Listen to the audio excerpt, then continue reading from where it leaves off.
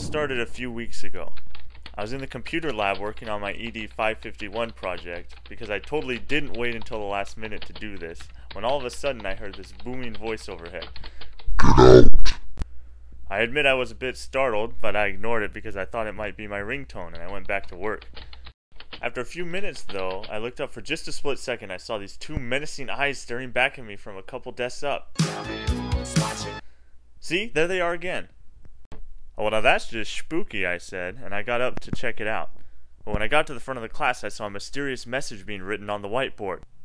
And it was written in all caps, which makes it difficult for us to decode words on sight. Get out, it said. So I took a pen and responded in the most diplomatic way I knew how.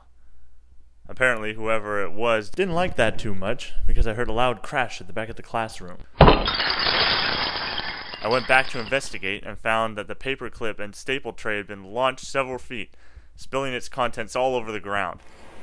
Just then the printer turned on and spit out a cryptic message.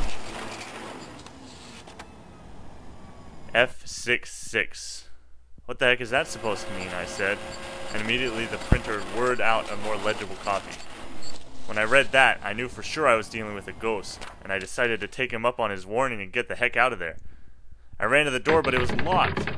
I knew the only way I'd ever make it out of there alive would be to beat the ghost in a game of wits. So I laid a cunning trap. When I heard he had taken the bait, I activated the mechanism and sealed him in. I figured if ghosts were like spiders, then I should probably take him outside and let him go. So I tipped him over in the parking lot and watched as he floated up towards the sky. It turned out the reason he was so grumpy was because every time he tried to reach the clouds from inside the building, he would always hit his head on the ceiling. I immediately went to the office and demanded that I receive some kind of compensation for my heroics, but they said no.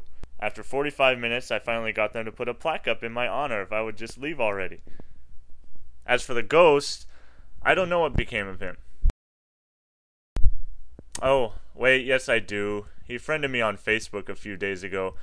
Turns out he's haunting a new building in Vacaville right now, I think. I chat with him sometimes, but for the most part I try to avoid him. He's kind of a jerk.